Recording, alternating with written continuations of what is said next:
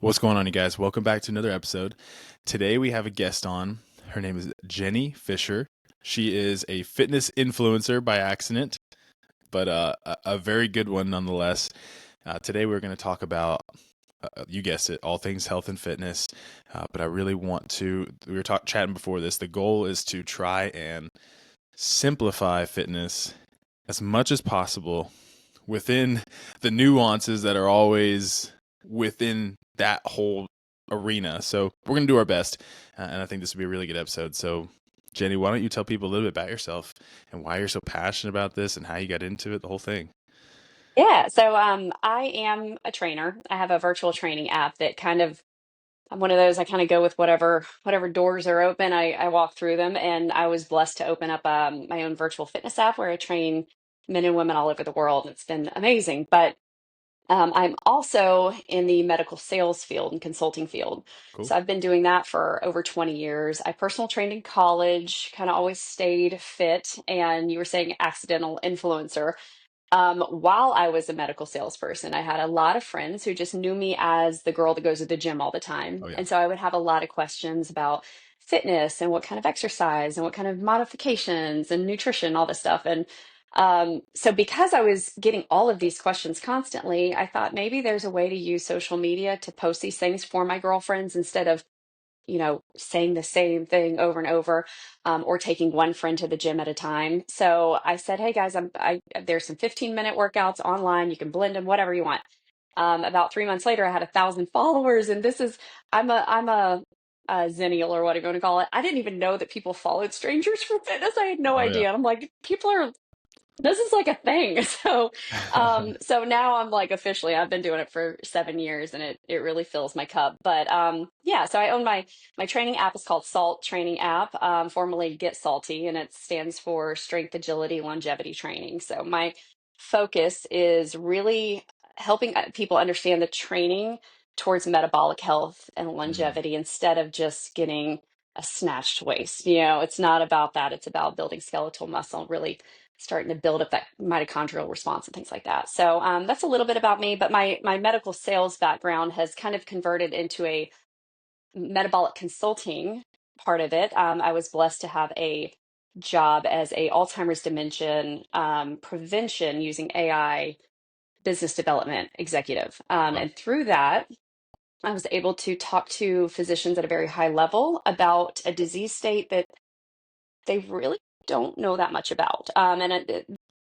It's getting to be better, but dementia and Alzheimer's 4 years ago was one of these things that, well, if they get it, it's all downhill from here. Right.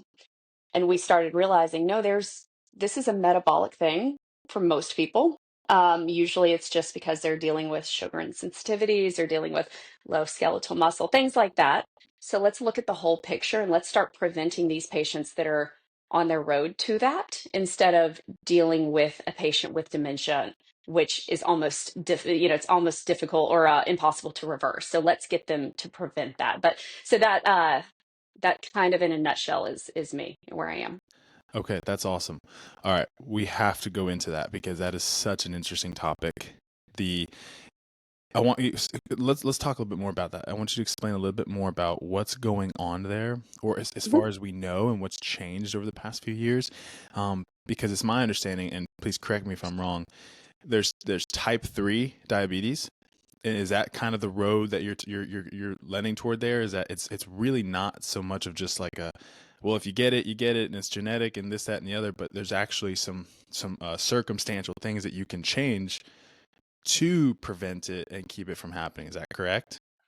Yeah. So I have had so many people when they found out I was in dementia prevention about, or really it's cognitive health is the way I want to say it. Because when you look at dementia, Alzheimer's, that's where you've already gotten to a point of almost no return. Okay. So cognitive decline is where we want to talk about it. And I've had so many people reach out and they're like, I'm scared to death. My grandmother had it. My mom Mhm. had it. I know I'm going to get it. And that's a huge falsehood.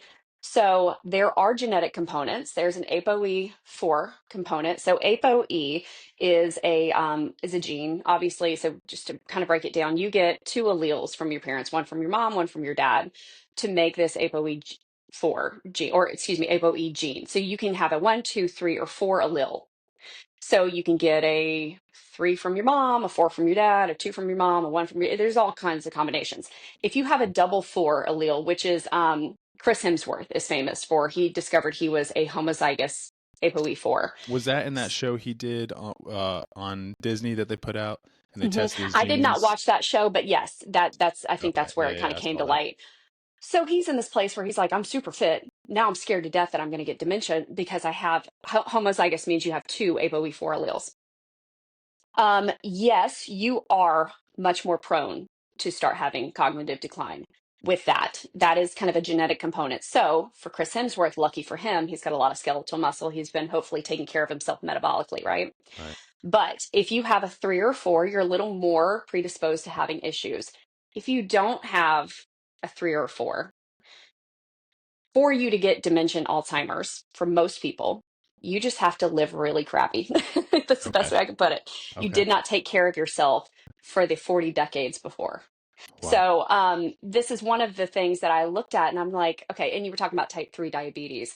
They're finding that a lot of the cognitive decline that we're seeing is a result of people not having a good insulin sensitivities. You know, they're not taking care of their sugars. They're constantly eating high processed foods, very high sugar foods, not a lot of protein, things like that. So yes, there is a sugar metabolism disruption there going on for a lot of patients. The other things, so one of the things that my product was doing was it would take a patient's medication list that they were currently on. It would take their family history, their medical history, and it would take their lifestyle, and it would combine it all into an AI algorithm, and it would give like a complete treatment plan for this patient to prevent.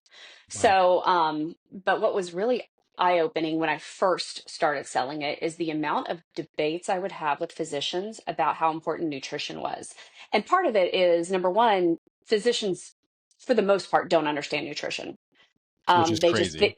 they don't have education in it. And what's really crazy, and they're starting to realize this, and they're starting to take action. And the physicians that really are like, no, I'm in this to help people. They're going out and getting an education in nutrition. They are doing the work, Yeah. which is amazing to see. But I've had debates with internists where I had one going, hold on. So you're trying to tell me if I get a patient to clean up their nutrition that they're going to stop having cognitive decline? Number one, yes, there is a 1-to-1 ratio of what they're eating is affecting their brain. Hmm. But number two, if they're so far gone, no, that might not help. So that's who she was thinking of. She was like, no, if they have Alzheimer's dementia, that's not going to reverse it. No, but you can prevent things by the things that you're putting into your body. Right. Um, so that same physician goes, well, if it's a sugar issue, I have all of these different medications that I can put on them. I control my patients through medication. And number one, her office manager was walking by at the time we were having this discussion. They were like, I'm sorry, who is, you do not, like, totally called her out. You don't control their blood pressure. We see the outcomes and they're not good. And so she was lying about that. Number one, what she Yeah. was saying is, I have medications that I can keep layering to get these patients. But Insane. if you're not fixing the root problem and you're not fixing the way that their relationship with food, they're constantly going to get to a place where the medication works and then it Hmm. doesn't after a while, right? It sets a new bar, and you're going to have to keep layering on medications. And this is what I said to her is, okay, so let's say you do have a patient that you're constantly able to get their blood sugars regulated with those medications. What about all the side effects that all those medications are Yeah. doing, Hmm. right?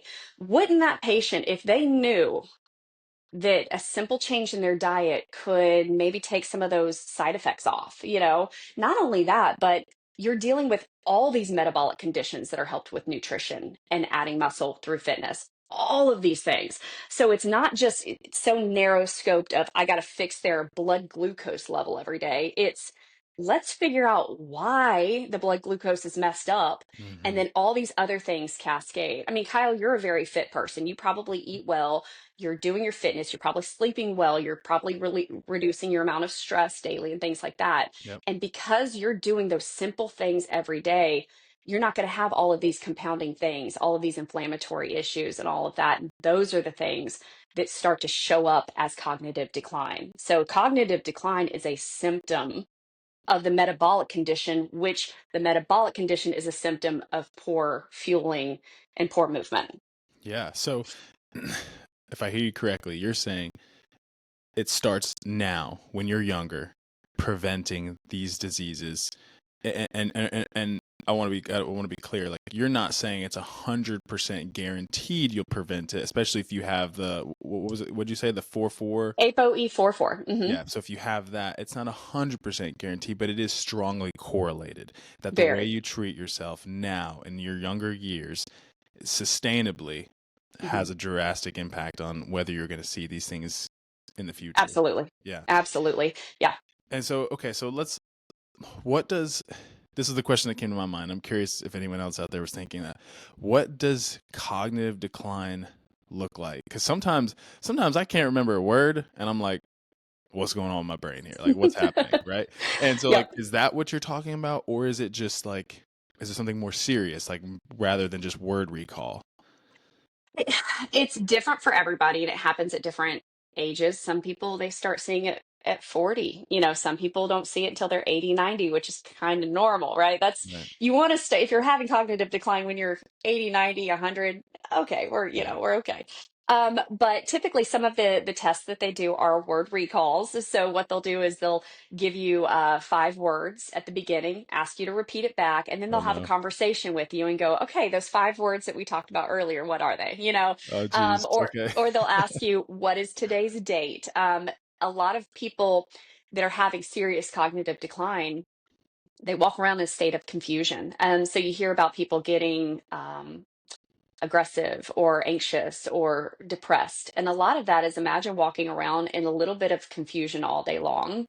Yeah. And that's those are the more serious cases. Those are the people actually with Alzheimer's dementia, but you're really just kind of confused, and you start getting angry because nobody understands where you're coming from, and you're thinking you're speaking clearly, but obviously you're not, and it's very confusing. So but as you are looking for signs of cognition decline, where did I put my keys? Which I'm a terrible example of that, because I never put my keys in the same place. And my husband, who's type A, is like, if you just would hang them up in the same place, that would have. I'm like, I know. Yeah. But if you're finding that you used to find your keys all the time and then all of a sudden you're not, that's a good indication. These little signs. Or if you forget how to tie your shoes one day, like, start paying attention to these little things. But yes, to answer your question, if you are taking care of yourself, your 20s, 30s, 40s, your 50s, 60s, and 70s are probably going to look pretty good. Yeah.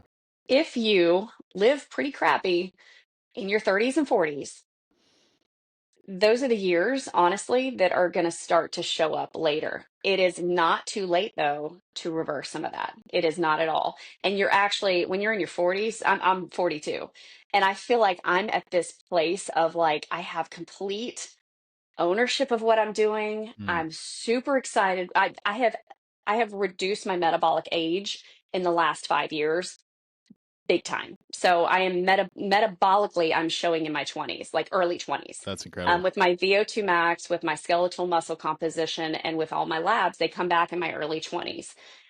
5 years ago, that was not the case. I was not somebody who lived as clean, I hate using that word, but as clean as I do now. So for those listening, you were talking about keeping things a little bit simple earlier.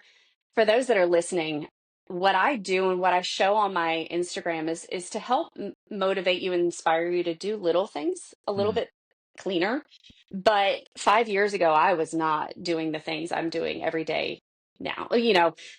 5 years ago, it would have seemed very, very tough to do what I do today. So it was little by little, but it adds up big when you're consistent on it. yeah. So what do you mean by that? So 5 years ago, because the story I have in my head is that like you were eating junk food every day 5 years ago, but that probably wasn't the case. But what? Yeah, that was the case. Oh, okay, okay, all right. Well, so Yeah. 5 years ago, you just were kind of eating whatever. You weren't Mhm. exercising as often. Like, was that the case? Yeah, and I won't say 5 years ago. It was about 7 years ago. It's always in my mind. It's always 5 years ago, but it was about 7 years ago.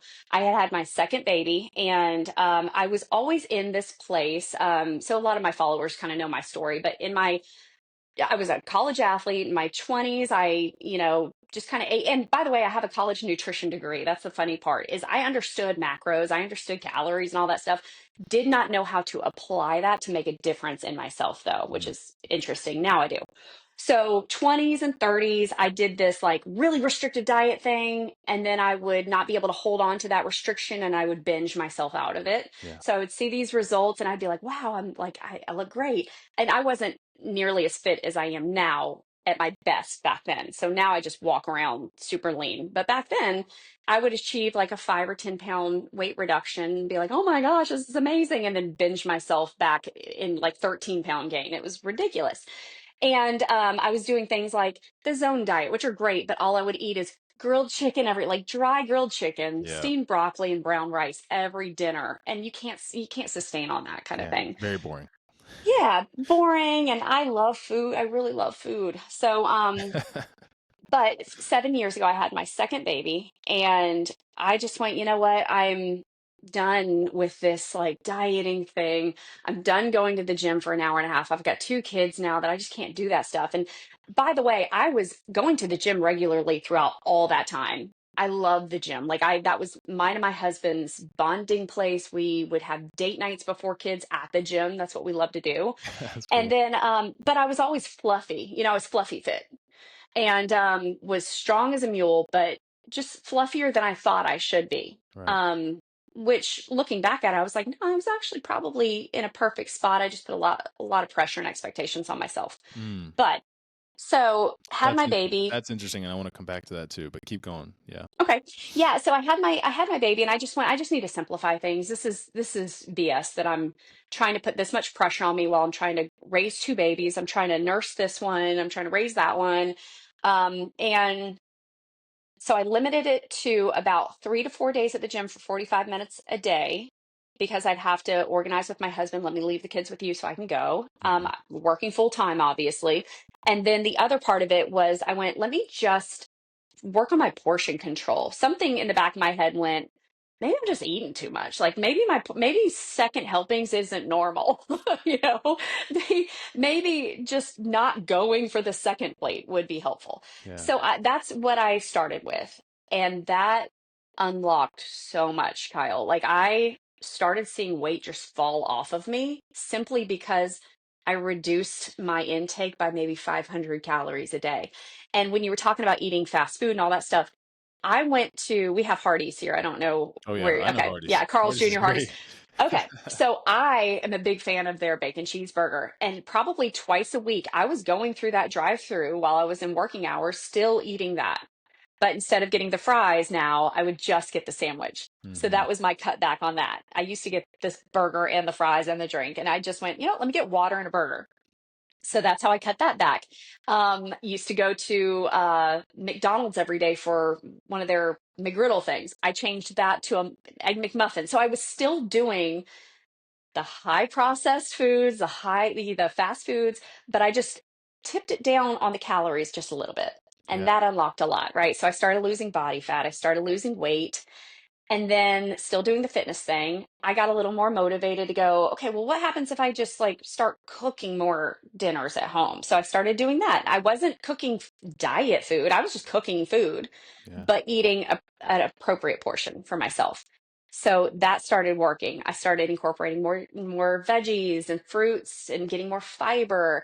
And then I started incorporating more protein and things like that. And it's like little by little by little. Now, if you look at what I eat every single day, you're like, well, that's a diet.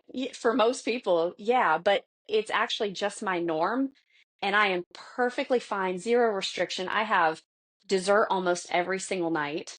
That's And awesome. if I want a glass of wine or a drink out with my husband, I'll have it. But I've also cut that back. I used to drink wine every single night, cut that back. And so now I have maybe a glass of wine every once a week, twice a week, maybe. Yeah. Yeah. So little by little. No, that's awesome. How long did that whole process take? What, did it take 7 years? I mean, No, it took about probably 4 or 5. So I've been this way for about the last 2 years. okay. And the last thing that I really incorporated was taking my protein consumption to about 40% of my calories. And I reduce my alcohol. Those were the last two things that I really focused on.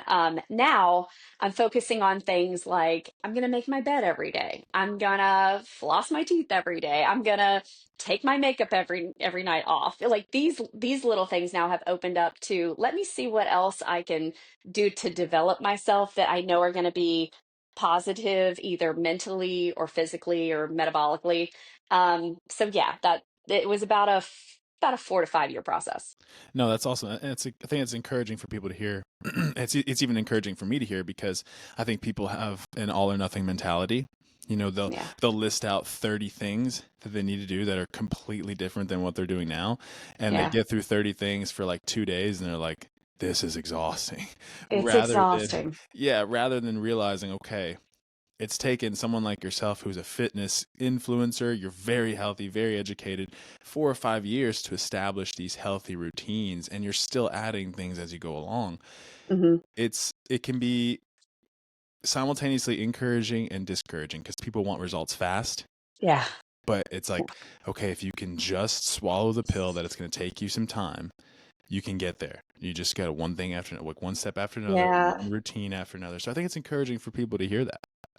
It's a slow. If you could think of it as a stair step, and I do metabolic consults, nutrition consults, if you will, where we come up with a nutrition strategy. But I also give a lot of education. And when I first started doing those consults, I was just so excited to educate everybody that I would give them so much information. And then what I realized is it was too much information. Yeah. And they thought I was saying, you need to do all these things. What I was giving them was a blueprint to metabolic health. So now what I do is I go, here's the priority of things that you need to do. Start here. When you feel good with that, then add this, Mm, then add this. But yeah, I love the metaphor of the ice cube. You've probably heard this before, but I think so. I always tell my athletes, I said, think of yourself as an ice cube that's in a freezer. And every day you can turn the thermostat up, but you can only turn it up by 1 degree. And it's kind of symbolic of every workout you do, you can only do so much, right? Yeah. So every day you go in and you turn the thermostat up 1 degree and it starts at zero.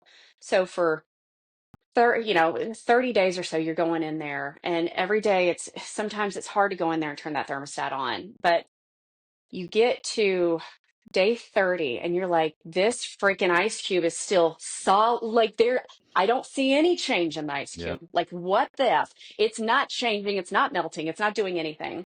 2 days later, it's at 32 degrees and that thing starts sweating. And Yeah. that's how we are. We put in all this work. And what you don't realize is if you're doing effective work, you're changing your mitochondrial health. You are changing yourself at a cellular level. Your hormones are starting to kind of cascade better. Your sleep is a little bit better. You're reducing stress. You're able to deal with stress better. And all of those things add up. And then one day you just start seeing those Yeah. results. Yeah. And it's a habit now that you've created, and I think that's the biggest thing. You were talking about how exhausting it is. I think if you can become good at creating new habits, Hmm. you can do anything. So if anybody watching this is like, what is the first step I need to do? What I would say is take something that's unusual for you that you have a goal for and try to make that habitual somehow. Make that your personality. If you can take something as simple as um, I'm going to give the dog a bath every single week. Something so simple, but you can now make that your personality, and that dog is the healthiest, cleanest dog you've ever seen in your life. Then you've done something. You have shown that you can make change and establish a new pattern in your life. So now take those same principles and start to slowly apply them to whatever else you want. Yeah. So, did you struggle at all with being consistent when you wanted to make these changes? Because that's the biggest thing I run into when I talk to potential clients who want to come on and work with me. They're like, man, I just the yo-yo effect. I'm good for a while, then I stop. I'm good, and then I stop. And they're always like, what's gonna help me be consistent? And accountability is a huge part of that for sure. But for you, you know, I don't think it's something to gloss over. I think there were probably moments where you did, and we go down and then come back up and then down and back up, or maybe you didn't. But I'm curious, like what helped you be really consistent with that and make the changes and not go back? Um, Great question. So I'll take myself back to when I was in my 20s doing these big crash diets. it was against my personality to do things like that. So number one, whatever change you're putting in, it has to fit into your life with a little bit of a stretch. Hmm. So what I mean by that is if you're somebody who, you start training with me on my Salt app and you go, okay, I'm going to go in and I'm going to do everything because I lay it out Monday through Sunday, with Sunday being a stretch rest day. Monday through Sunday, I have something every single day. So I have new athletes that go, I'm gonna train with you every single day. That's amazing. Love that for you. What are you doing right now? Oh, well, I haven't worked out in 10 years, but I used to be super fit, right? And I'm like, Hmm. I know you were super fit and you still have the potential to be that. But if you're going from 0 to 7 days a week, you're going to feel like a failure. You're going to feel exhausted. You're going to feel restriction. You're going to feel resentment because you can't keep up. Yep. So we want to eliminate the possibility for resentment and reward you with challenge, overcoming things, and feeling successful. Hmm. So if you can do those things, you want it to be challenging, but slightly challenging. You want to have that feeling of success so it keeps calling you back, because motivations they're gonna wax and wane. Yep. So what I do is I go, how about this? How about you just come on, in any of those 7 sessions, I want you just to do 3 of them. And by 3 of them, I want you to turn it on and I want you to just do the warm up with me. If you can just show up for 3 days out of those 7, just show up, like literally press play and watch me talk for 5 minutes. That counts towards success right now. As you're doing this, you're going to create consistency. So if you can create a pattern, even though you don't want to, just showing up is what we do. So one of my favorite tools is the 2 in a row rule. Most coaches know the 2 in a row rule, and it's amazing. This is how I quit drinking every night. Was I went, um, right now I'm drinking every single night. So if I can create a rule where I cannot have a drink 2 days in a row, then I'll be good. So what I found with that when I started was it was super easy the first week. Like I was going 3, 4 days. I was like, I'm good. This is cool. And then about 2 weeks in, I started talking to myself. I was like, I mean, I'm kind of stressed. Like I could use a drink, but I had just had a date night with my husband the night before. So I started trying to talk myself out of that rule. And I realized when you're trying to talk yourself out of a rule you set, that's when you need the rule the most. Hmm. That's when you can't really trust your instincts and you're trying to slide right back into the person that you were. Yeah. So had I not had that rule, I would have done exactly what I had done for 2 years, where I would try to pull back on my drinking and then just fall right back into it because it's a stress reliever for my busy day. Hmm. And I would make those excuses. But if you can set a rule, like a 2 in a row rule. So for example, for the person that is trying to work out 3 days out of 7, right? They cannot go 2 weeks in a row with less than 3 days of training. So they get their 3 days done. The next week, they're like, oh, I only got one done. Well, the next week, you have to friggin' do 3 days. No excuses. What does that do though, Kyle? It eliminates the ability to make excuses and Hmm. it makes you a problem solver. So if you're like, well, my kid has practice 5 days a week, you better take a dumbbell to practice then, and you better You're get to working on the sidelines. So that's how I look at it, is you become somebody who has less excuses and you have an ability to solve problems around that issue. And those things are like they're life skills. So yeah. when you talk about people that, like you and I, well, they seem like they have all their crap together.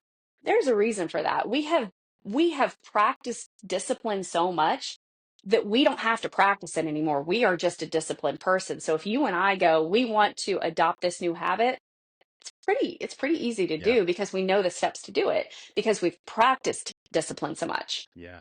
Yeah, that's a very good point, because as soon as I think about adding a new thing into my life, my brain immediately goes into systems and processes. Like Yes. how's Yep. this going to work? Where's it going to fit in? How do I do it? How do I stack it with this thing? And it becomes very very easy, and I Yep. have all these tools. Like sometimes I'll set alarms on my phones. Like that can be like a helpful reminder, like things like that. Hmm. But my brain immediately goes there because I've Yep. because I've been doing this for years, right? Yep. So Yep. that's really encouraging. The 2 in a row rule, I've never heard that, but Oh, but it's great. Yeah. I really like that, and I think It's that's awesome. and and I want to hit on this too when you said bring a dumbbell to practice. Some people will hear that and they'll be like, I'm not bringing a dumbbell to practice, but it's like, hey, if you really want change, like you might have to be that person that brings a Hmm. dumbbell to practice, and you I look like a love crazy being that person. person. I love being that person. Like I am that mom that's like, oh, and I know, like I know I'm getting the. Here's Jenny with her dumbbell again. Yep. I give zero Fs, Kyle. And what's funny though is, yeah, you'll have some people like that because they're they've got a mirror in front of them going, Yeah. I could be doing that, right? But me, I have zero judgment for anybody because I'm thinking that person right there, they might have lost 100 pounds in the last year going to the gym at 5 a.m. every day. They don't need to bring a dumbbell to the gym, you know? That person over there might be dealing with some serious family loss and they're Hmm. grieving. They don't need to bring a dumbbell to a workout or to a practice.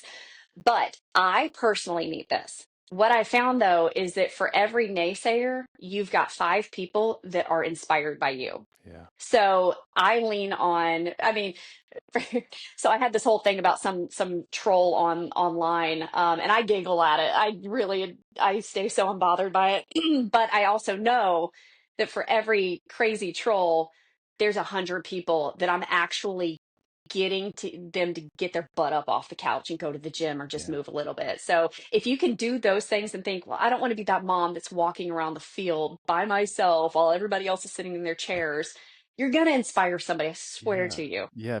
People see that, and they genuinely think to themselves, "Man, I could be doing that too." Like that's really cool. Like I said, Yeah. I say this to people who are really struggling with their weight because they go in the gym and they worry about, people looking at them and this, that, and the other. And I'm like, I promise you, people are looking at you and they're encouraged.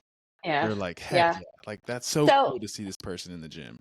and it's not like you might have somebody who yeah, maybe they're relatively fit, and what I mean by that is they look a certain aesthetic or whatever, but they've never been in a gym and they are lost and they're super insecure and they're reading every Yeah, like yeah. thing on the machine and they feel really self-conscious because they're like, I don't know how to use this, I've got to read everything.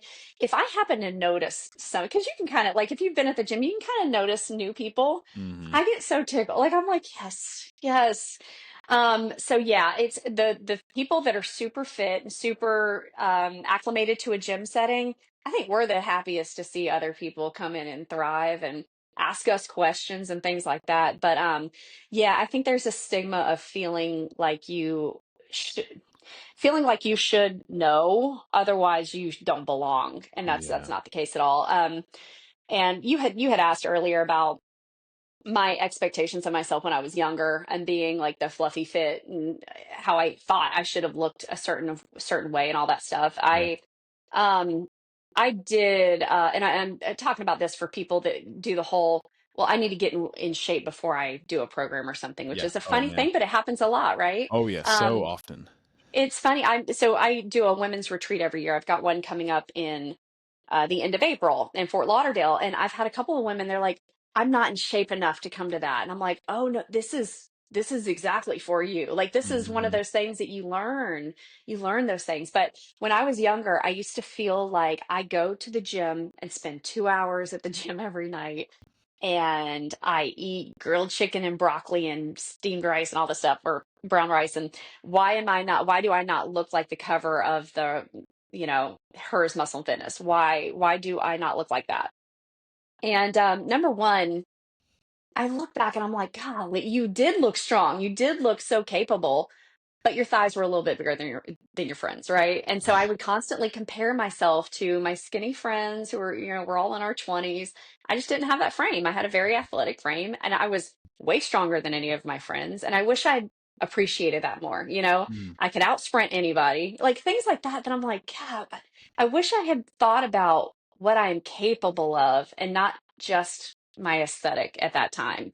And I think had I settled into that a little bit more, I probably would have had more grace and things instead of going to all the bodybuilding forums and finding out what the bro science was of everything. I could have settled a little bit more. But yeah, I do look back and I'm like, yeah, I was 18 pounds heavier back then, but I was still strong. I was still very capable, and I wish I'd given myself more grace back then. Yeah. Well, another thing too is you never know. Like someone on the cover of Muscle and Fitness, or scrolling through your explore page on social media. you never know who's on gear and who's not, female or male. And Yeah. that's another piece. And Like, now Ozempic is another thing that's thrown in there that and now you just don't Ozempic, know. yeah, it's like Yeah. you just don't know. And so because you don't know, you don't do yourself any justice comparing Yeah. yourself. That's a good point. You Yeah. just really don't. Like, yeah, see them. Maybe if they're giving some good advice on how to do a bench press better or squat better, sure. If it works Hmm. for you and you can take the advice, take it. But try your best not to compare your aesthetics to this person because there's so much to it. And even if they're not on drugs, it could be training age. They've been training since they're 10 and now they're 30. And it's 20 years of time in the gym. Like Hmm. that's me. I started when I was like 12 or 13. I'm now 32. I've literally never taken more than 2 weeks off ever. Yeah. And Same. for years, I was doing 2 to 3 workouts a day when I was competing in CrossFit. It's like you comparing your physique to me is completely like you're not going to serve yourself. You're just not. Well, and that I appreciate you saying that because, for example, I had somebody ask, I was doing I do these like fun little cardio fitness things just honestly because people really like them. And like your average everyday mom who doesn't go to the gym, she just wants something fun to do at home. So I was doing like the step thing. I'm a fitness freak. Like I can do 70 push-ups in a row. I can bench press 165 pounds. Let's go. I'm a freak. But so I was doing this thing to the beat of the music, and this girl goes, "Okay, you sped this up. How fast are you actually going?" And I went, I didn't speed it up, but I'm also a freak of fitness. You don't have to go that fast. Yeah. Like go find a beat or music or just do it to your own beat and go at a place that challenges you. But Hmm. for example, when I'm training on my app, again, I'm a fitness freak. So I constantly tell people, I'm like, don't try to keep up with me. And also don't let me hold you back. You might be way fitter than me. Sure. So I'm giving you guidance. I want you to take that and I want you to find challenge for yourself. But yes, I've been training since I was 17 years old. I've been doing these things. Yeah. And that muscle memory and that ability to grow muscle has been starting since then. So if you're somebody who's just getting off the couch and you're expecting these things to just happen, number one, get a trainer or get a really focused program or a gym to really help you, because if you're Hmm. doing it on your own you are going to have these limitations just in not knowing and understanding. Yeah.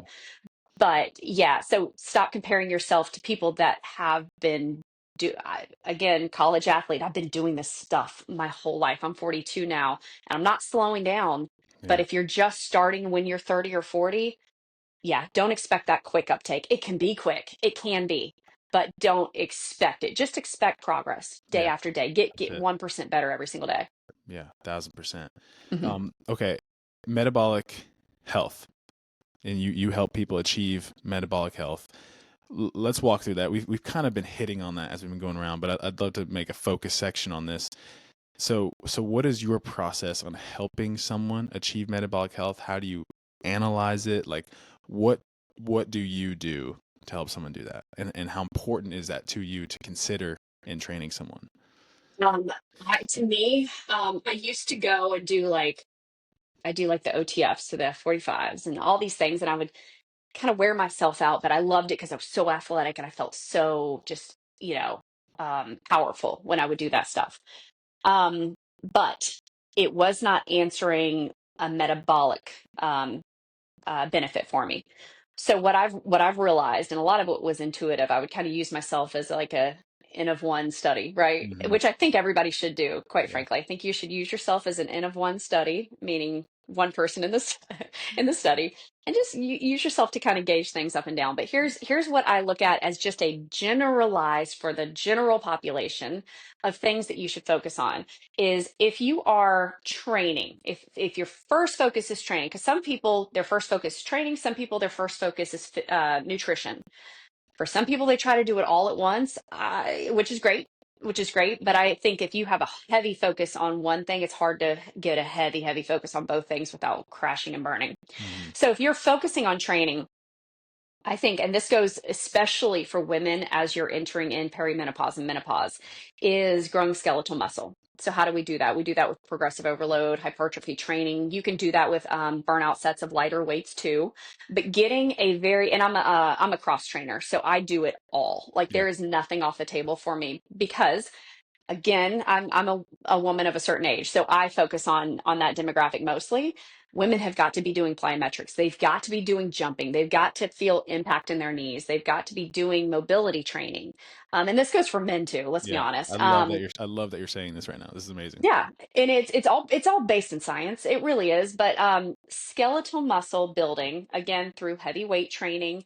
Um, when I say HIIT training, I think that gets taken out of context. People are like, "Oh, you mean just like jumping around and getting your cardio up?" No, I mean going to a rate of perceived exertion of a 9 or 10, and Hmm. then recovering enough so that you can annihilate the next set. Yeah. It might be a 15-second set. It might be, right? It might be, for me, it's like a 45 seconds. It's hard for me because my VO2 max is at 67, 68. So for me to get to an RPE of 9, it takes a lot. It Yeah. takes a You're full out going. sprint for 30 seconds. Yeah. Yeah. So, but for some people just starting out, they're going to hit it at 15 seconds just doing mountain climbers. That's fine. Your rate of perceived exertion is perceived exertion. It is what you perceive. So if you are just flat out exhausted, have time to recover. But what that's doing is it's going to benefit your VO2 max. It's going to make you more efficient cardiovascularly. It's also going to demand that your body kind of wake up some of these mitochondria, turn over some of these cells, Yeah. get your body younger, quite frankly, getting those cells to turn over, getting that mitochondria to turn on. So I always talk about with my clients, I'm like, the wall behind you is full of light switches. So right now you have, let's say 75% of them switched off. What we're trying to do every day is just flip on one, maybe 10, maybe five, and you'll have a day or a vacation where a couple of them flip back off. But Yeah. because you consistently are flipping them bitches on, that light is going to light up. And that's what we want. So I love that analogy. again, That's really good. yeah, it's when you think about that, you're like, okay, I've got 1,000 light switches, and if I flip off two, it's fine. My machine is still working. If I go and have three pieces of pizza, guess what? Everything is still turned on. I'm good. Hmm. But if you're one of those people that you're talking about looking at dementia at age 60, you probably have only 25% of those light switches on, and that's sad. We need to start working on Yeah. that. So back to your original question. When I train my clients, it is building muscle, it is working on that VO2 max, it is working on plyometrics and impact. Um, Sprint intervals we are doing, and of course I'm in a room, so I'm telling people you go sprint while I jump rope or do burpees or something. And then mobility is a huge thing for me Yeah. because I have so many people that are like, again, with my little fitness Instagram challenges, the biggest comment I have is, "Oh, my knees would never," or "I can hear my knees with you doing it," that kind of thing. "My knees Yeah. hurt just watching you." And Yeah. it's because I'm getting that full range of motion squat kind of thing. And that breaks my heart, honestly, Kyle. That is the one thing that I'm like, "Oh, but your knees don't have to hurt." Like, Yeah. I want to be like, "Come train with me. I got you. I got you."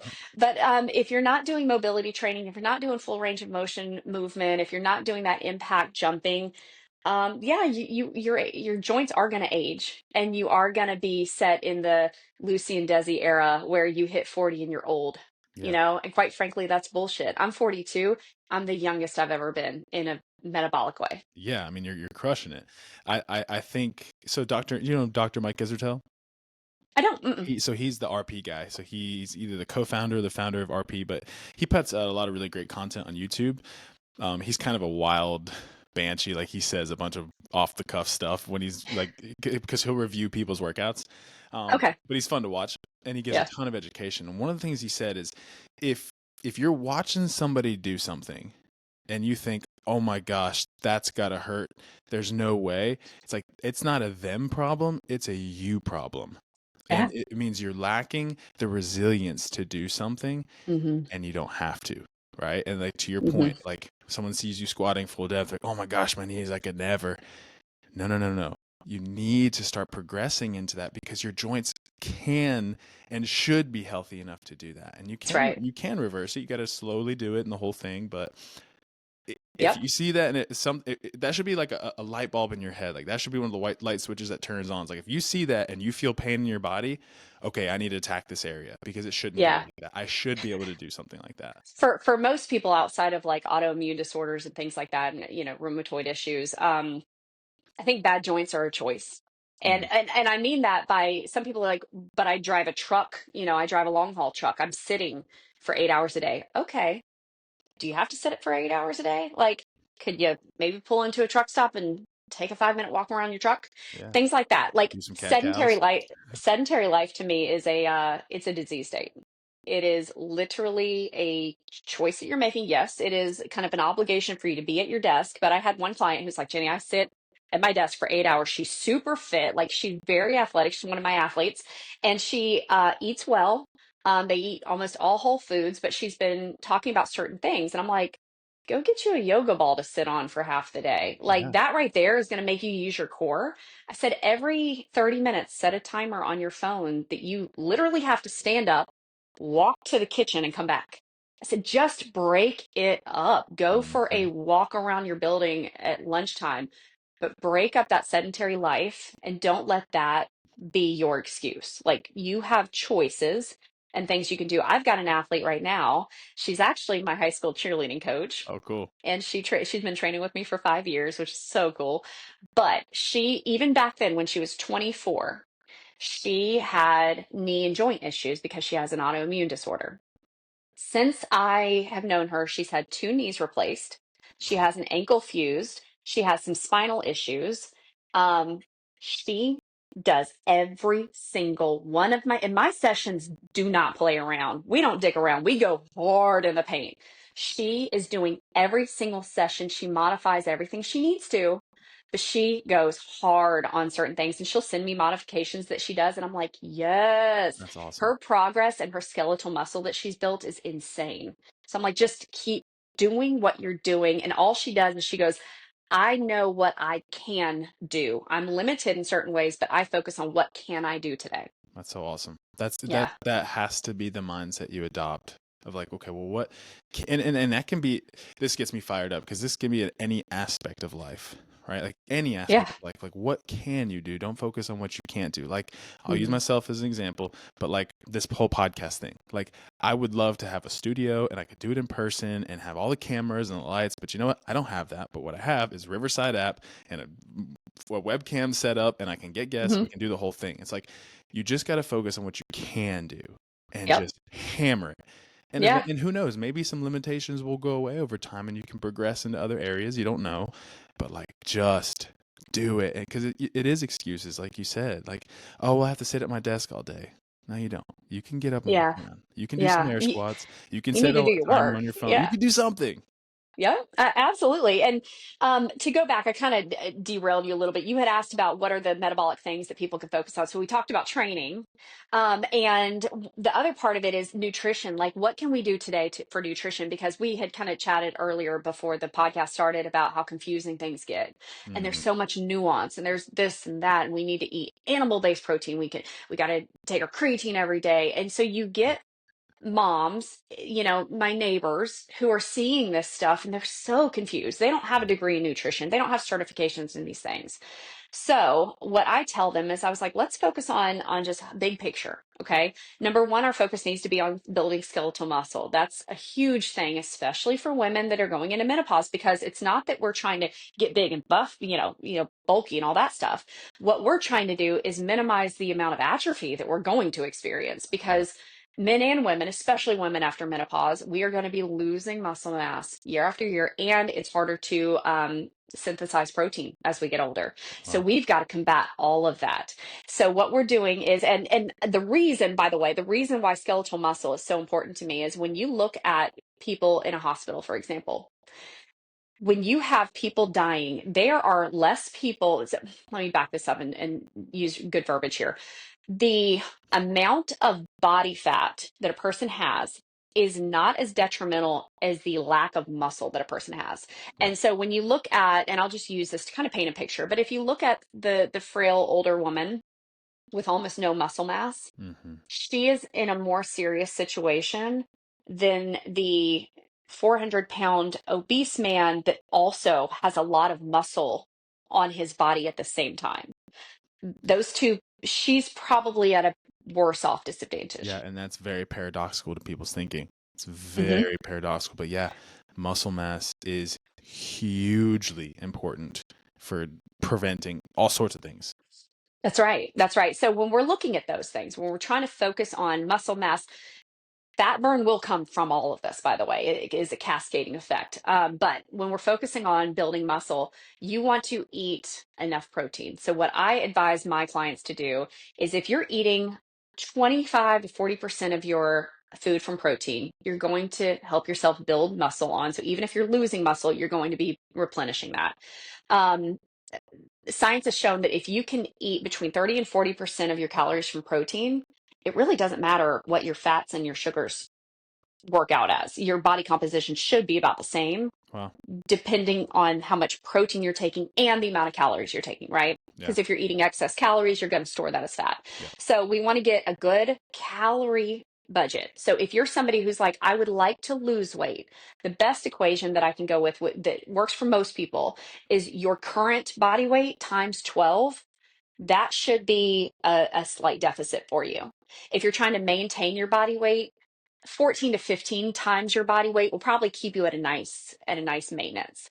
But 12 times your current body weight, and that is 7 days a week. That is the part that people mess. They're like, I'm in a deficit. And this was me when I was younger. I'm in a deficit. I don't understand. I'm like, well, you're in a deficit 4 days a week. Let's talk about the other three. Yeah. Yeah. So Yeah. when Yeah. you're honest with yourself, you're like, okay, maybe I do splurge a little too hard on Saturdays. So 7 days a week, if you can maintain that deficit, you're probably going to lose weight. But then if you can increase your protein to about 25 to 40% of that, but to make it even easier for women, at least 100 grams of protein a day. There are so many women that aren't even getting like 70 to 80 grams a day. Drastically under Um, eating protein.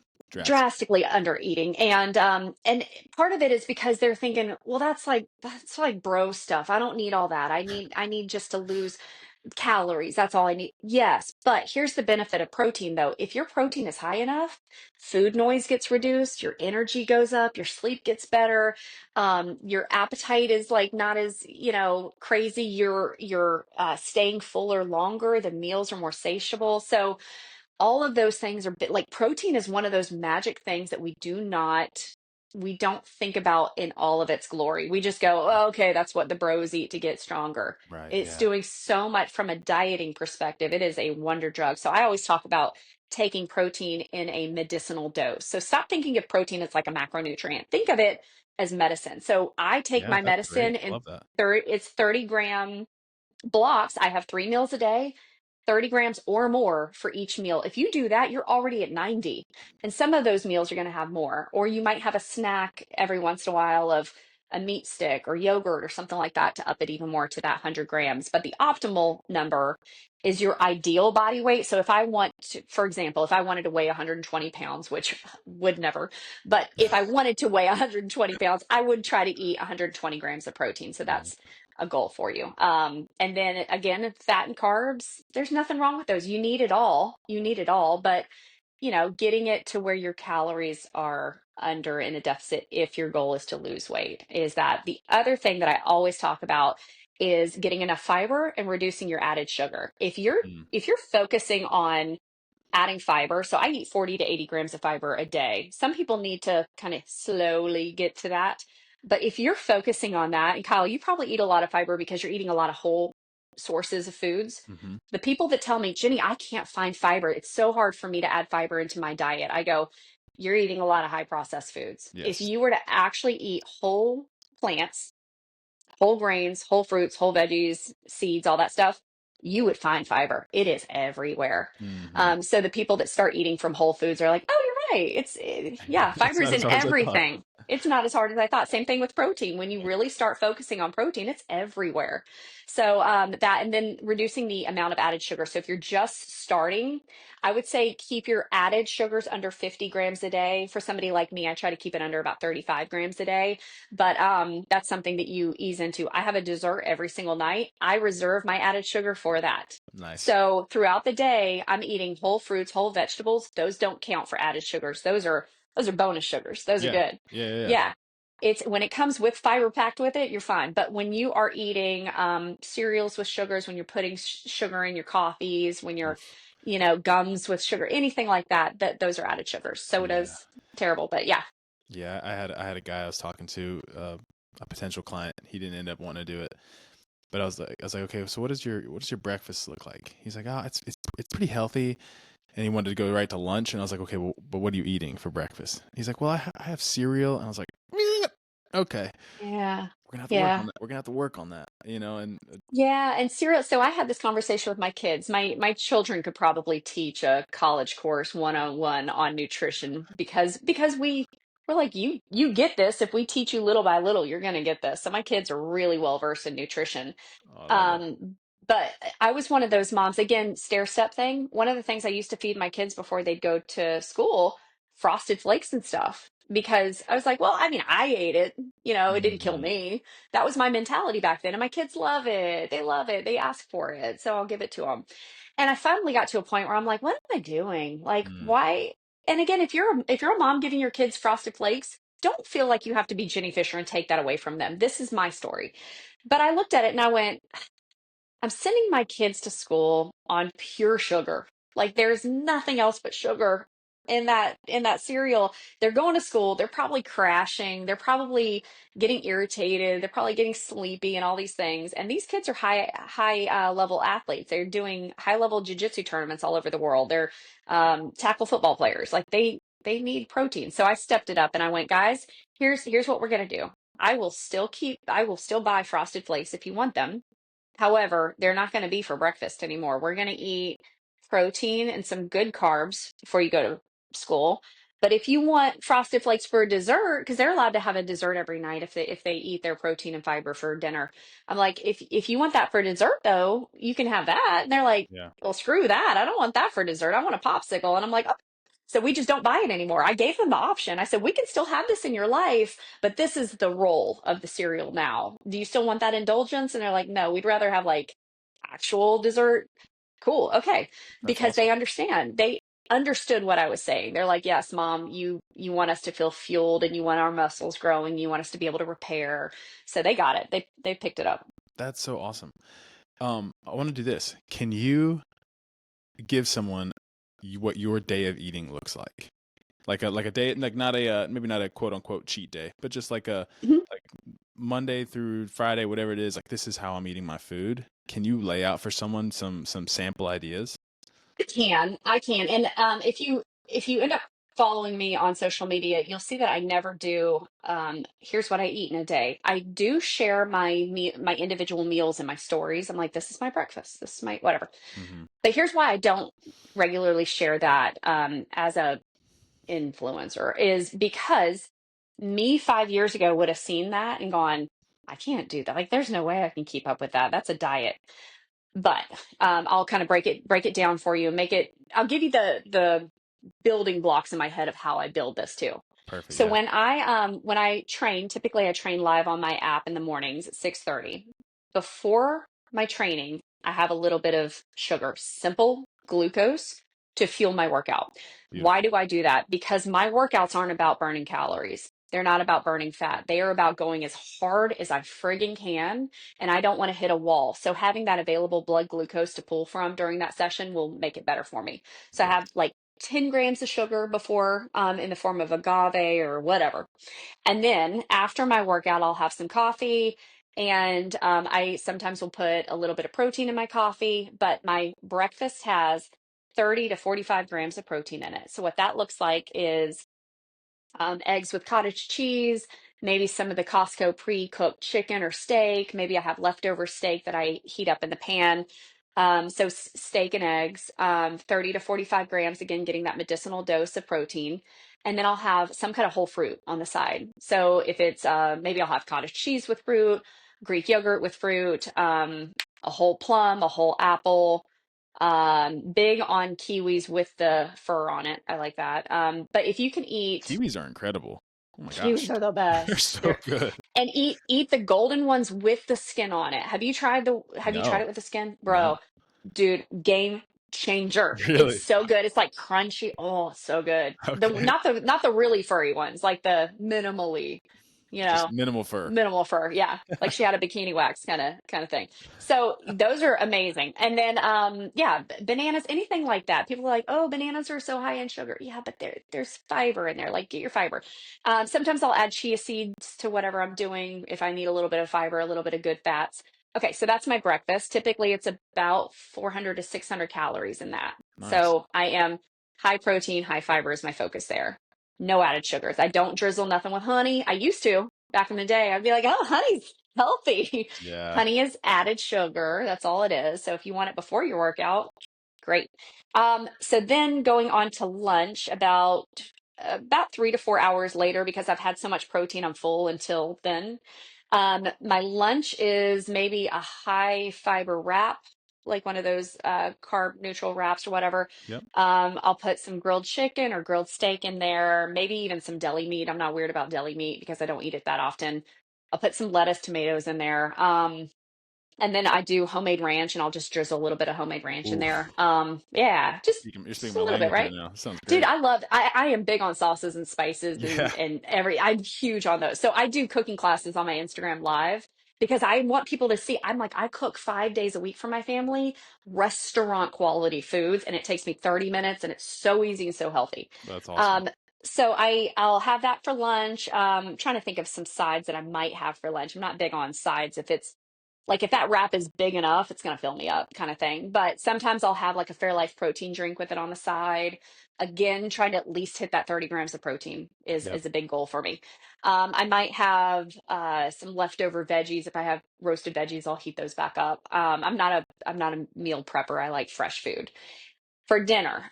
So dinner is where I look at, okay, where's my protein coming from? And my husband is, as you can see, he's a big hunter. So we always have elk, venison.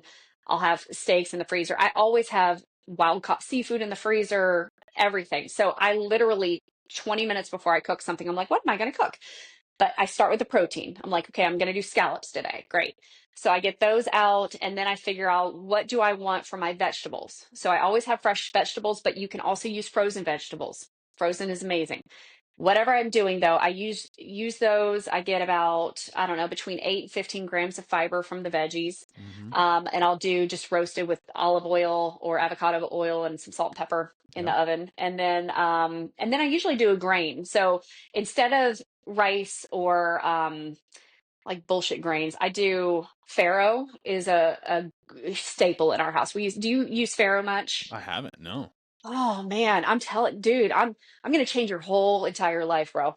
Farro is one of those you have to go find it in the grocery store because they like to hide it, or you get the jerk like me who comes in and buys it all and then they have to restock it. So I'm like, Farro. Farro is amazing. It's got a nice crunch to it, so it's Okay. better than rice. It's got like a, I don't know, a nice little grain crunch to it. Really, really good stuff. I'll do black rice, I'll do chickpea pasta, things like that. High fiber. Again, Yeah. high fiber. Cool. And then yeah, so and then sauces. I love sauces. I like aiolis, I like hot sauces, I like marinades for my meat. So my family eats very well, very flavorful. I feel very bad for my future daughter-in-laws, but I will teach. I'm a loving woman. I will teach them. I will bring them under my wing. But yeah, or Awesome. my, you know what? Better yet, I'm going to teach my boys. They'll be the chefs in the house. That'll be Let's more like go. it. Yeah, let's go. So, but that's a day in the life. And then as far as dessert, because I do eat dessert every night, I'll have 2 or 3 squares of dark chocolate, or I'll have like a little ice cream cookie thing from Trader Joe's. Yeah, I love ice cream. You ever had one of So. those mochi balls? I have, yeah. You like Yeah, those? it's that rice paper that's like, Oh, really? I no, love that. I like a creamy mouthfeel, which doesn't sound right, but that's what I go for. Yeah. That's awesome. No, that's super helpful for people just to have the framework, like Yeah. an Yeah. idea to think through rather than these specific, well, eat this, this, this, this, this. It's like it's better to have the frameworks Mhm. and just learn it over time. Give yourself grace to like practice things, and you might have to ask questions and can you pair with this, and that's fine, but you have the framework, and that's Yeah. that's the most important thing. At Yep. least in my opinion, I think. It is. Okay, so we're at an hour. This has been awesome. I feel like we could keep chatting. This has been great. Yeah. But so for your Salt app, if anybody wants to train with you, Mhm. give them a quick, give them your elevator pitch for the Salt app. Yeah. So my Soul app is basically at home where you can take it to the gym, but we do you'll need dumbbells, sometimes a barbell, if you want that anyways. Just simple equipment, bands, dumbbells will do it. But everything's under 45 minutes and it is focusing on getting your weights up. Like we do heavy weightlifting, which is such a joy for me to see these women that are doing at home stuff. Like I had to buy new dumbbells again. Thanks, Jenny. I'm like, yes. Oh, there you So, go. yeah. So, we do heavy weight training. We do that metabolically forward hit, VO2 max hit Mm. training, and we do mobility training. And it's 45 minutes to 15-minute sessions. You can find it all. But yeah, it's about having grace with yourself and seeing yourself just grow by that like little bit every single day. Be that ice cube that just is putting in the work, and finally you'll see that progress. But that's that. And then my website, just in general, it's Fit Fish Mom. I'm Jenny Fisher, Fit Fish Mom, but it's salt training app on Apple iOS or on the website. That's awesome. Really, really cool. And social, what was your Instagram handle at Jenny Fisher? It's Instagram, Facebook, TikTok, and YouTube is Jenny Fisher Fitness. Love it. Love it. Yeah, Well, this has been a pleasure having you on. You are thank you. It's a lot of fun. you're a wealth of knowledge, and I would love to have you back on in the future. We can chat some more. I think people are going to get a lot out of this. This was really, really Yeah. cool. Thanks, Colin. And keep doing what you're doing, by the way. Like it's very beneficial. One of the things I wanted to give you a little bit of kudos for is a lot of people start podcasts because they like to hear themselves talk, Hmm. which is why I don't have a podcast because nobody needs that in the world. But you do a very good job of being inquisitive of other people's lives and really focusing on them and their story. And I just want to say that's very refreshing as a listener to your podcast. So keep doing what you're doing. Oh, I really appreciate that. Thank you. Yeah. Yeah, that's Yeah. awesome. All right. Well, for those of you out there listening and watching, thank you for tuning in. Reach out to Jenny if you have any questions. As you can tell, she is extremely intelligent, very passionate, and great shape. So make sure you reach out and ask her any questions. But thank you guys for watching. And as always, keep moving forward. All right, let me hit stop. Beautiful.